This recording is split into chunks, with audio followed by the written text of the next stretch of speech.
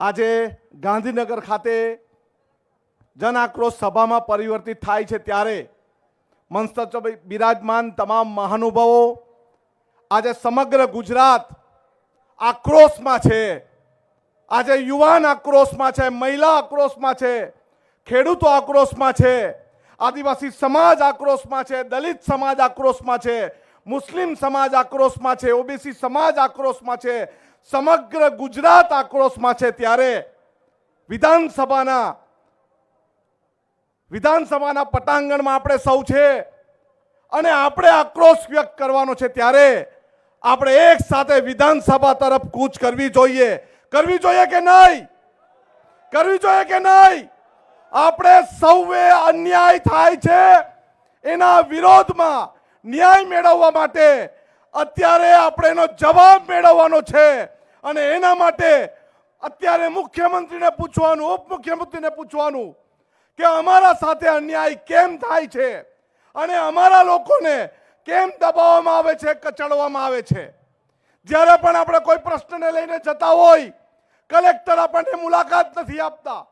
જ્યારે ડ્રગ્સના મુદ્દે આપણે કોલેજોમાં જતા હોય, કોઈ કાર્યક્રમ કરતા હોય, ત્યારે આપણા પર દમન ગુજારવામાં આવે છે। આપણી જમીન પર જીબીના થાંભલા નાખવામાં આવે છે, આપણી જમીનને સંપાદનમાં લેવામાં આવે છે, આપણું જળ જંગલ ચોરી જાય છે અને આપણે એનો આક્રોશ વ્યક્ત કરવા જાય છે ત્યારે આપણને જેલના સળિયા પાછળ નાખવાનું ષડયંત્ર આ ચોર લુચ્ચી ભાજપની સરકાર કરે છે। પરંતુ હવે નહીં, હવે આપણે એક મંચ પર એકત્રિત થયા છે। આપણને મુકુલ વાસનિકજી જેવા નેતાની આગેવાની મળી છે, અમિત ચાવડાજીની આગેવાની મળી છે, તુષારભાઈ ચૌધરીની આગેવાની મળી છે। ત્યારે એમની આગેવાનીમાં આપણે સફળતાથી વિધાનસભા તરફ કૂચ કરવી જોઈએ અને આપણા પ્રશ્નનું નિરાકરણ ન થાય ત્યાં સુધી વિધાનસભાનો ઘેરાવો કરવો જોઈએ। જ્યાં સુધી આપણે લડશું નહીં ત્યાં સુધી આ નાલાયક સરકાર આપણી સાથે અન્યાય કરતું જ રહેશે અને ન્યાય મેળવવા માટે આપણે લડવું જ પડશે। આપણા નેતા રાહુલજી પણ કહે છે, ડરો મત, લડો, ઝૂકો મત, લડો। અને આપણી પાસે અત્યારે લડવાનો ખૂબ સારો સમય છે।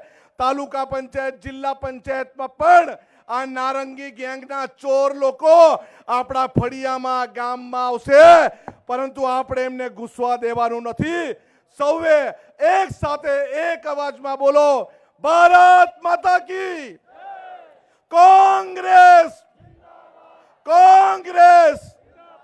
સૌનો આભાર, સૌને જય જોહાર। વૈષ્ણવજન તો તેને કહીએ જે પીડ પરા